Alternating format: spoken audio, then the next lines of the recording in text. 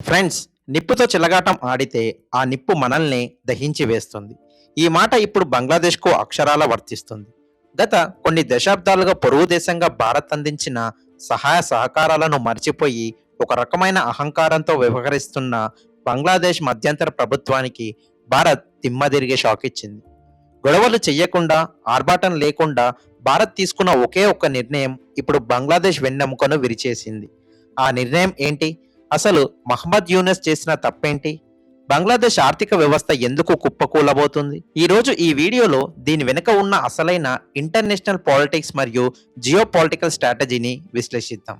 Shri Raghavendra Jyotishalayam Shri MK Shastri గారు ప్రముఖ జ్యోతిష్యులు. స్త్రీ పురుష వశీకరణం 100% గ్యారంటీ. భర్తను పరస్త్రీ వ్యామోహం నుండి విడిపించడానికి, భార్యను పరపురుష సహవాసం నుంచి విడిపించడానికి, మీరిష్టపడ్డ వారు మీ నుంచి దూరమై ఉంటే స్త్రీ వశీకరణ, పురుష వశీకరణం, ప్రేమ సమస్య, ప్రేమ వివాహం, అత్తాకోడళ్ల సమస్యలు, భార్యాభర్తల కలహాలు, లైంగిక సమస్య, సంతాన సమస్య, ఇంకా మీకెటువంటి సమస్యలున్నా దైవ శక్తి పూజలు చేసి పరిహారం చేయగలరు. ఈ రోజే సంప్రదించండి.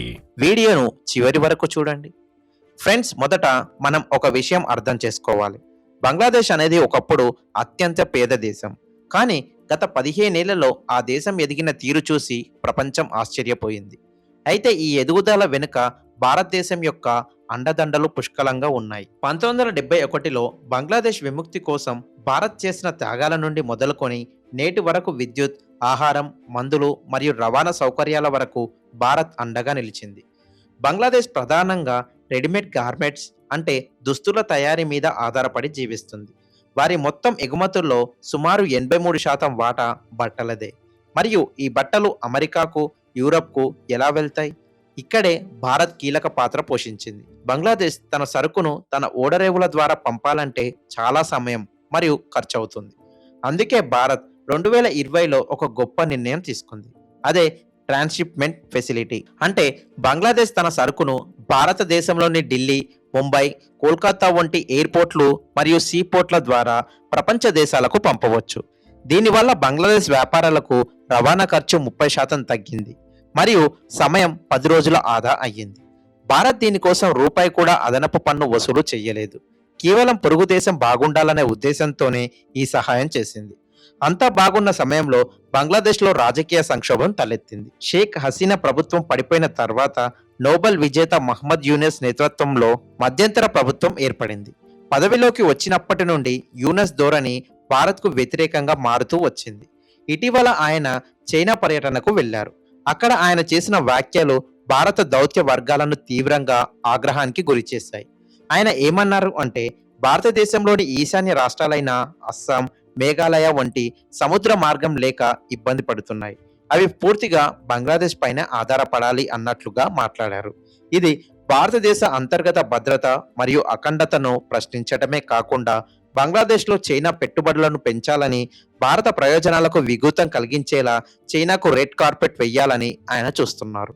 చైనా యొక్క స్ట్రింగ్ ఆఫ్ పెరల్స్ అంటే భారత్ను చుట్టుముట్ట వ్యూహంలో బంగ్లాదేశ్ కీలక భాగస్వామి కావాలని ప్రయత్నిస్తుంది. భారత్ దీనిని గమనించింది. సహనానికి కూడా ఒక హద్దు ఉంటుంది. ఆ హద్దు దాటినప్పుడే భారత్ తన విశ్వరూపాన్ని చూపించింది. భారత ప్రభుత్వం ఇప్పుడు బంగ్లాదేశ్కు ఇస్తున్న ట్రాన్స్షిప్మెంట్ సౌకర్యాన్ని నిలిపివేసింది. దీనికి అధికారికంగా చెప్పిన కారణం ఏమిటంటే, భారత ఎగుమతిదారులకి ఎయిర్పోర్ట్లో మరియు పోర్ట్లలో స్థలం సరిపోవడం లేదని, రద్దీ పెరిగిపోయిందని భారత్ పేర్కొనింది. కానీ దీని వెనుక ఉన్న అసలు కారణం బంగ్లాదేశ్ ఒక గట్టి హెచ్చరిక పంపడం. ఈ నిర్ణయం వల్ల ఏం జరుగుతుందో తెలుసా? బంగ్లాదేశ్ నుండి యూరప్కు వెళ్లాల్సిన వేల కోట్ల విలువైన బట్టలు ఇప్పుడు భారత సరిహద్దుల్లో ఆగిపోయాయి. ఫ్యాషన్ ప్రపంచంలో ప్రతిరోజు ముఖ్యం. సరుకు లేట్ అయితే కంపెనీలు ఆర్డర్ రద్దు చేస్తాయి. ఇప్పటికే విదేశీ నిల్వలు లేక ఇబ్బంది పడుతున్న బంగ్లాదేశ్కు ఇది మరణ శాసనం లాంటిది. ఫ్యాక్టరీలో సరుకు నిలిచిపోతే కార్మికులకు జీతాలు ఇవ్వలేక ఫ్యాక్టరీలు మూతబడతాయి. లక్షలాది మంది రోడ్డున పడే ప్రమాదం ఉంది. భారత్ ఇంత కఠినంగా ఉందంటే, ఇటీవల బంగ్లాదేశ్ నుండి భూటాన్ వెళ్లాల్సిన 4 గార్మెంట్ ట్రక్కులను భారత సరిహద్దు దళాలు వెనక్కి పంపించాయి. రూల్స్ మారాయి. ఇకపై ఓల్డ్ రూల్స్ ఇప్పుడు లేవు అని స్పష్టమైన సందేశం ఇచ్చింది. ఇక్కడ మనం 3 ముఖ్యమైన విషయాలు గమనించాలి. Fact 1, Siliguri corridor, chicken neck. భారతదేశాన్ని ఈశాన్య రాష్ట్రాలతో కలిపే చిన్న దారిని చికెన్ నెక్ అంటారు. బంగ్లాదేశ్ ఒకవేళ చైనా వైపు మొగ్గితే భారత్ భద్రతకు ముప్పు వాటిల్లుతుంది. అందుకే భారత్ ఇప్పుడే బంగ్లాదేశ్ను ఆర్థికంగా తన దారిలోకి తెచ్చుకోవాలని చూస్తుంది. Fact 2. Adani power project.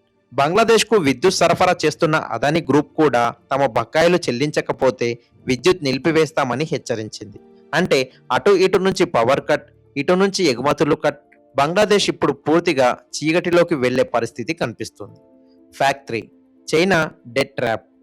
Sri Lanka, పాకిస్తాన్లు చైనా అప్పులు తీర్చలేక ఎలా విలవిలలాడుతున్నాయో మనందరికీ తెలుసు. ఇప్పుడు బంగ్లాదేశ్ కూడా అదే తప్పు చేస్తుంది.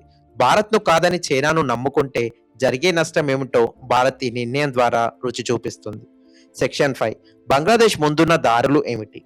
ఇప్పుడు బంగ్లాదేశ్ దగ్గర 2 దారులు ఉన్నాయి. ఒకటి, తన ఆహాన్ని పక్కన పెట్టి భారత్ స్నేహపూర్వక సంబంధాలను పునరుద్ధరించుకోవడం, భారత వ్యతిరేక శక్తులకు, ఉగ్రవాద మూలాలకు స్వస్తి పలకటం. 2, చైనా సహాయం కోసం ఎదురు చూడటం. కానీ చైనా సహాయం ఎప్పుడు ఉచితంగా రాదు. అది దేశాన్నే అమ్మేసే పరిస్థితికి తెస్తుంది. భారత్ తీసుకున్న ఈ నిర్ణయం వల్ల భారత ఎగుమతిదారులకు లాభం చేకూరుతుంది. ఎందుకంటే అంతర్జాతీయ మార్కెట్లో బంగ్లాదేశ్ బట్టలు అందకపోతే ఆ గ్యాప్ను భారతీయ వ్యాపారులు భర్తీ చేస్తారు. అంటే ఒకే దెబ్బకు 2 పిట్టలు అన్నట్లుగా భారత్ తన వ్యాపారాన్ని పెంచుకుంటూనే శత్రువులకు బుద్ధి చెప్పింది. ఫ్రెండ్స్, అంతర్జాతీయ సంబంధాలలో ఏదీ శాశ్వతం కాదు. గౌరవం ఇచ్చినప్పుడే గౌరవం లభిస్తుంది. భారతదేశం వస్తుదైక కుటుంబం అని నమ్ముతుంది. కానీ మన ఇంటికే కన్నం వేయాలని చూస్తే ఊరుకోదు. బంగ్లాదేశ్ ఇప్పటికైనా మేల్కొంటుందా లేక తన వినాశనాన్ని తానే కోరుకుంటుందా అనేది కాలమే నిర్ణయించాలి. ఫ్రెండ్స్, మనం కేవలం వ్యాపారం గురించి మాత్రమే మాట్లాడుకుంటే విషయం పూర్తి కాదు. దీని వెనుక ఒక బలమైన జియోపొలిటికల్ వ్యూహం ఉంది. భారతదేశానికి ఈశాన్య రాష్ట్రాలు అత్యంత కీలకం. ఈ రాష్ట్రాలకు వెళ్ళాలంటే మనకు ఉన్న ఏకైక మార్గం సిలిగురి కారిడార్. దీనినే చికెన్ నెక్ అంటారు. ఒకవేళ బంగ్లాదేశ్ చైనాతో చేతులు కలిపితే ఈ సన్నని మార్గం ద్వారా మన ఈశాన్య రాష్ట్రాల భద్రత ప్రమాదంలో పడే అవకాశం ఉంది.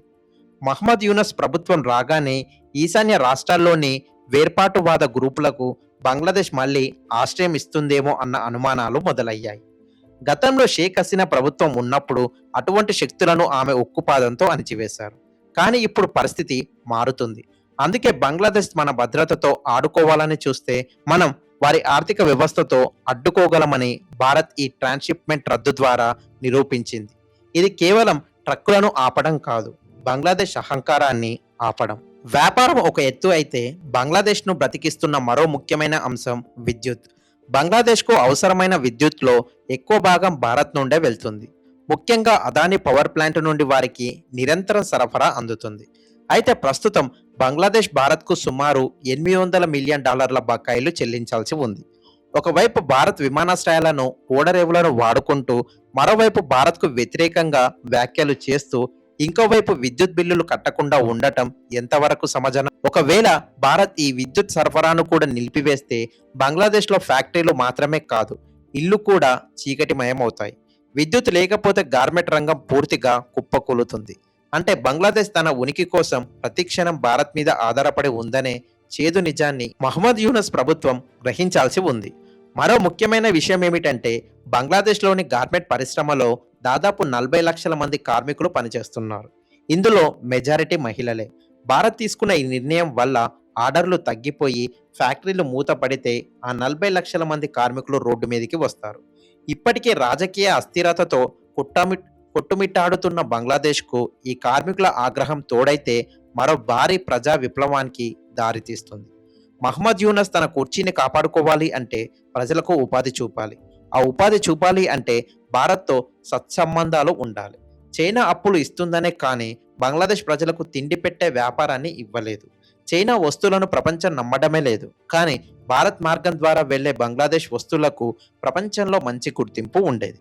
ఇప్పుడు ఆ గుర్తింపును బంగ్లాదేశ్ తన చేతులతో తానే నాశనం చేసుకుంటుంది. ఈ మొత్తం ఎపిసోడ్లో భారత్కు కలిగే అతిపెద్ద లాభం ఏమిటంటే అంతర్జాతీయంగా టెక్స్టైల్ మార్కెట్లో బంగ్లాదేశ్ మనకు ప్రధాన పోటీదారుడు. బంగ్లాదేశ్ నుంచి సరుకు సరఫరా ఆగిపోవటం వల్ల అమెరికా మరియు యూరప్ దేశాలలోని పెద్ద పెద్ద బ్రాండ్లు ఇప్పుడు భారత్ వైపు చూస్తున్నాయి. తిరుపూర్, సూరత్ మరియు లుధియానాలోని భారతీయ వస్త్ర వ్యాపారులకు ఇప్పుడు భారీ ఆర్డర్లు వచ్చే అవకాశం ఉంది. అంటే పొరుగు దేశం చేసిన తప్పు మన దేశ ఆర్థిక వ్యవస్థకు బలాన్ని ఇస్తుంది.